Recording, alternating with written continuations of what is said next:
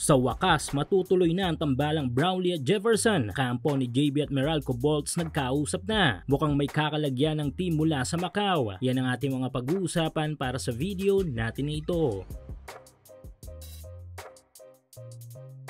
So nakaraan nga'y magandang balita ang nagbigay saya sa ilang mga PBA fans, lalo na sa mga fans ng Meralco Bolts. Dahil sa isasalang nga nila sa squad para sa regional tournament ng East Asia Super League ay kasama ang dalawang di-kalibreng manlalaro. Ito nga yung tinaguriang lefty Kobe ng FIBA na si RHJ at ang ating Gilas naturalized player na si Justin Brownlee. Sa totoo lang, malaking bagay ang tandem na ito para sa ating team representative sa EASL. Dahil nga kung inyong nasusubaybayan ang mga laro dito ay tila ginagawa na lang tayong punching bag ng mga Asian ball clubs at ni minsan ay wala pang nakapasok sa atin sa basketball event na ito sa finals. Siguro itong Meralco Bolts lang talagang nagseryoso sa mga laban dito, pero di nga ito sapat para sa pamunuan ng Bolts dahil this time ay ang championship na ang kanilang tinotarget. Pero ang matinding tandem sana na magaganap ay di nangyari sa unang tatlong laro ng Bolts sa EASL dahil nga ang katandem ni RHJ na si JB ay biglang naging missing in action hanggang malaman nga natin na nagkaroon pala ito ng sakit. At since may national team duty si JB ay sa wakas na dala na natin ito sa bansa. Sa totoo lang, maraming nadismaya nang hindi nakita ang dapat tandem ni JB at RHJ sa Bolts. Suportahan ang inyong paboritong team sa PBA, NBA at MPBL o kahit pa nga sa mga overseas league. Full details sa comment section.